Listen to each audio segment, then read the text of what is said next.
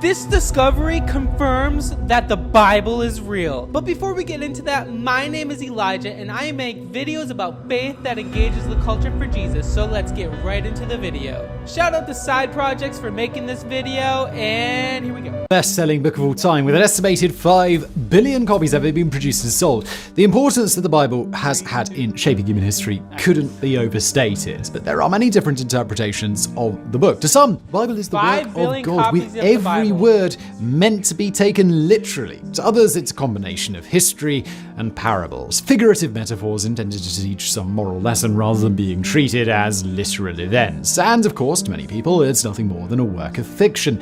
Despite controversy over the contents of the book, scholars generally agree that Jesus was a real historical figure. The consensus is that he was baptized by John the Baptist, debated Jewish authorities on the subject of God, and was crucified by Pontius Pilate, the 5th governor of the Roman province of Judea. All other aspects of the life of the historical Jesus. See, that's why I don't understand how so many people still, this bugs me like crazy. So many people still think that Jesus didn't ever exist. Like, anyone who actually studies historical events has to admit that there was a historical figure named Jesus, and he lived a life in Israel. He had followers, and he was killed by Pontius Pilate. You have to at least admit that, all the atheists out there. Sorry, you have to. Much more contested. In addition to writings by Christians, Jesus, his followers, and his crucifixion are mentioned by several Roman historians as well, such as Pliny the Younger and Tacitus. However, though these historical references have brought about a general consensus on the existence of the historical Jesus,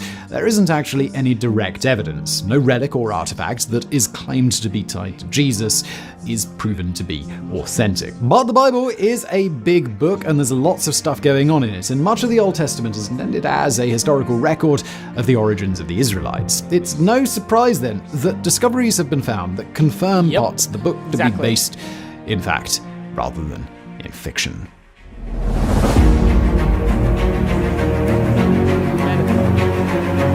Mennepetar, the son of Ramesses the Great, was an Egyptian pharaoh for 10 years during the late 13th century BC. In 1896, an inscription was found in Thebes that became known as the Mennepetar Stele. The stele was 28 lines long and chronicled Mennepetar's victory over the ancient Libyans. However, the last 3 lines of the stele shift away from the Libyans into the region of Canaan. In this section, it is stated that Israel is laid waste. This inscription is the oldest non-biblical reference to Israel and the only reference from ancient Egypt. This was a massive discovery, as the Old Testament is largely viewed by that is something at least to show like that the Israelites were there. Historians as more of a national myth than an accurate historical chronicle by the Israelites. Thanks to the discovery of the Mennepetar Stele, it is known that Israel was its own nation with its own culture, occupying a land in Canaan as far back as at least the 13th century BC.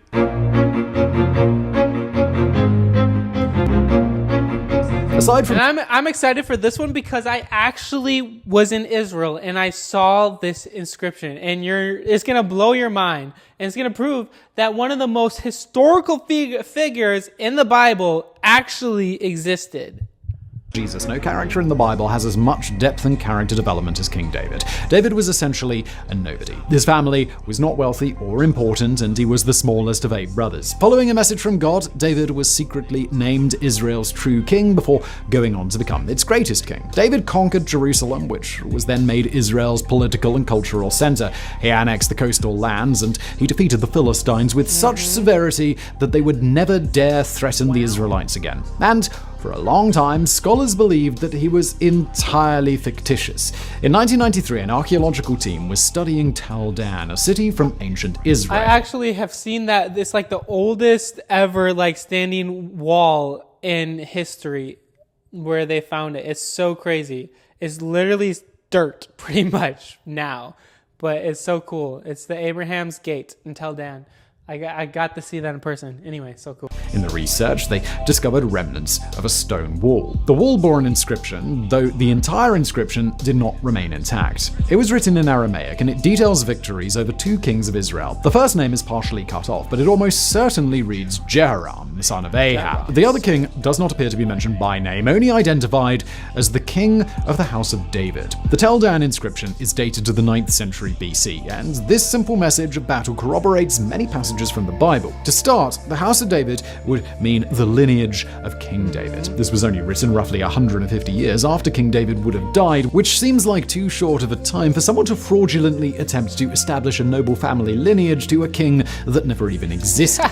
It's not definitive proof that King David existed, but it certainly is evidence that it's more likely true than not. The inscription also points to other passages from the Book of Kings being true as well. Though Aramaic was common amongst the Israelites, the government and the wealthier citizens predominantly wrote in Hebrew. Had this conflict come from within the nation of Israel, the inscription surely would have been in Hebrew. According to the Bible, Jehoram was killed by the Aramean king Hazael, whose language would have been Aramaic. The dates of Hazael's reign line up with the date of the Tel Dan inscription. Wow. So the biblical Book of Kings is likely more fact than fiction. Wow. So that's so cool because they found something that proved that obviously David was real, and they wouldn't just write something if David didn't have some significance. They would be so proud that they heard of this king that destroyed so many people and reigned and had so much power, and finally they're like, wait a minute, we finally defeated one of the lineages of David. Of course they're going to write something about that. And that just confirms more that the Bible is more fact than fiction just from historical evidence.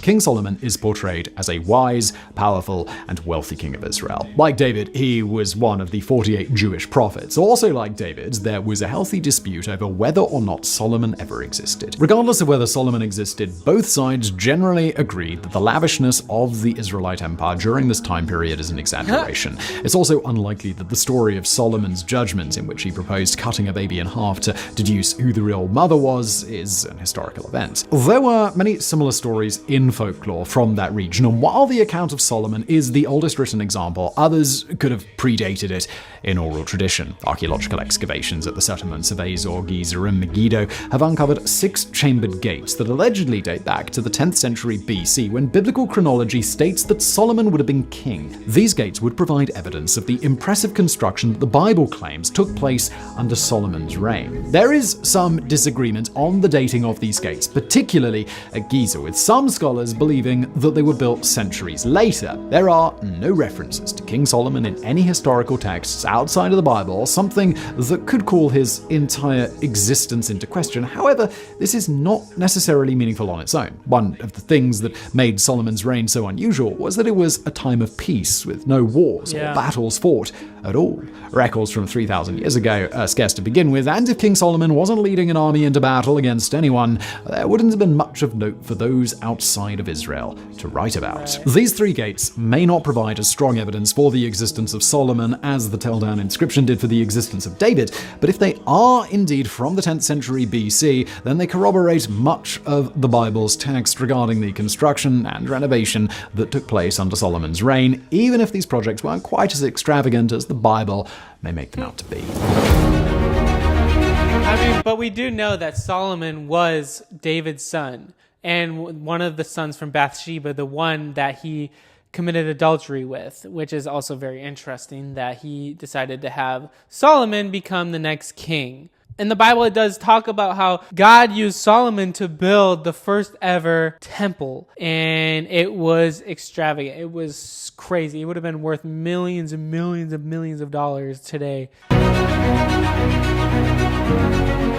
In 1868, the Merbite stone was found at the ancient site of Dibon in what is modern-day Deban in Jordan. A papier-mâché impression of the stone was made on behalf of an archaeologist based in Jerusalem. At the time, the area was being heavily scoured for any evidence that would prove the historical accuracy of the Bible. When word got out about the Merbite stone, France, England, and Germany all set forth trying to acquire the valuable piece of history. The Bani Hamida tribe, who were in possession of the stone, didn't like the idea of these other nations coming in and laying claim to the artifact, so in an act of defiance, they smashed it into No several pieces way. and sold it on the antiquities That's market. dumb. Many of these pieces have been recovered, though not. Stone has been updated several times to become more accurate, but the general meaning remains the same. The 34 lines of text begin, I am Mesha, son of Chemosh-Gad, king of Moab. The stone is most likely a victory stone designed to explain who Mesha was and to outline his military victories. In the text, Mesha tells of his war against the Israelites and their king, Jehoram. This same war is outlined in the Bible's Book of Kings. The accounts aren't identical, but if anything, this highlights their authenticity as being depictions of the same conflict from opposing viewpoints. The Moabite stone emphasizes Mesha's victories over Israel and the capturing of cities. On the other hand, the Bible places the emphasis on Israel's successful counterattacks against the Moabites. These two accounts don't contradict one another. They simply tell the opposing sides of the same story, with each side playing up their own victories. They're not going to write about their defeats. If they got destroyed, if they lost that battle, they're not going to be like, oh, we got destroyed here.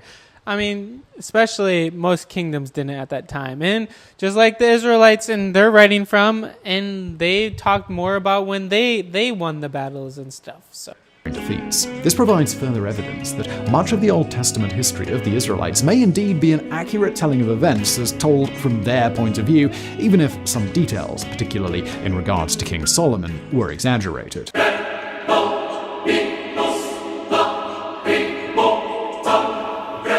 now the parting of the Red Sea gets really interesting. I think this one is actually one of the most interesting facts that they're getting from it, and the understanding behind science and the weather and how things could possibly be parted. I think this is really interesting. So be paying attention.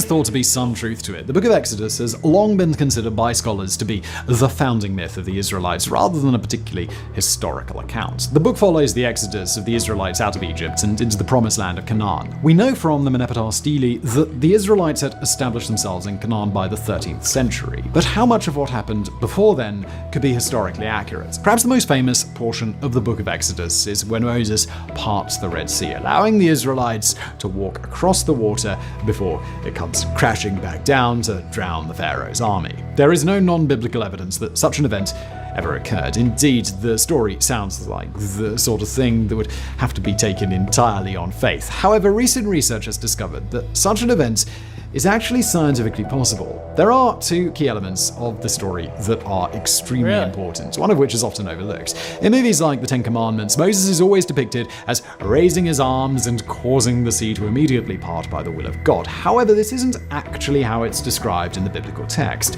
The King James translation of Exodus 14:21 reads, "And Moses stretched out his hand over the sea, and the Lord caused the sea to go back by a strong east wind all that night, and made the sea dry land, and the waters were divided."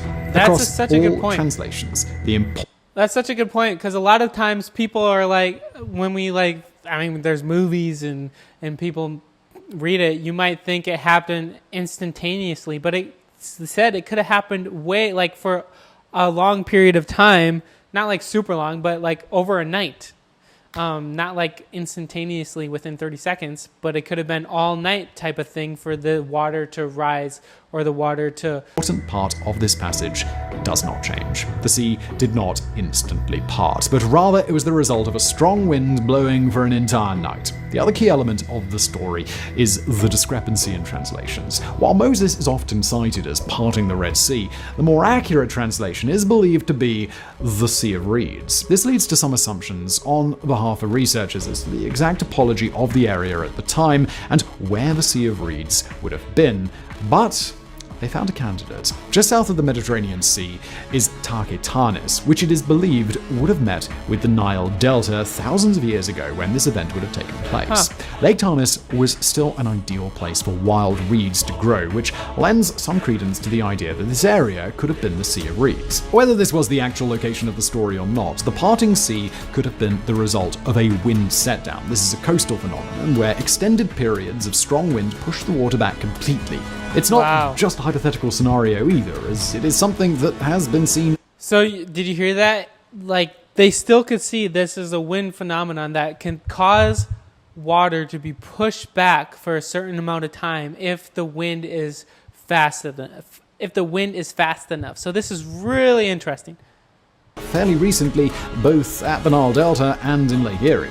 If the proposed location is correct, easterly winds exceeding 60 miles per hour for the entire night could have pushed back the water, creating a land bridge with water on either side. Wow. Computer models of exactly what this weather pattern would have done show that the Israelites would have had 4 or 5 hours to cross the land bridge of roughly 1.8 to 2.5 miles in length. Even with the terrain likely being muddy, that's an extremely reasonable pace. Once the wind stopped, the water would come crashing back and cover the newly created land bridge. Though this doesn't confirm the parting of the Sea of Reeds happening, it shows that it is absolutely possible that it could have happened, especially taking into account that the Bible specifically notes that it took an entire night for the water to recede, rather than being nearly instantaneous. Wow. Even if this was a real historical event, the idea of the pharaoh's chariots being in hot pursuit and then being drowned by the waters, while very technically possible, would likely be a bit of an embellishment. It just goes to show that even that is so good and so crazy to think about when you see the Red Sea and Moses and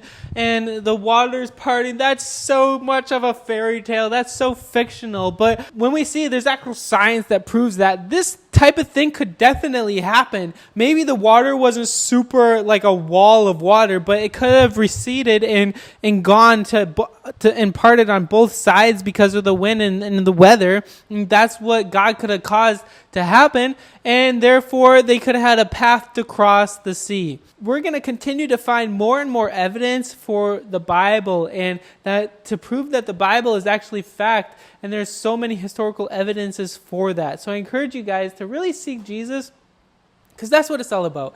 Jesus is longing to have a relationship with you, and he loves you so much, and I encourage you guys to do that today. Seek him. Seek to have a relationship with him. Seek to know him more, because he loves you so, so much. And I encourage you guys to do that. Well, anyway, guys, thank you so much for watching. I hope you all have an amazing day. Don't forget to comment down below your thoughts, whatever that may be. Please subscribe and like the video to help more people see it. Thank you, guys. Have an amazing day. Bye now.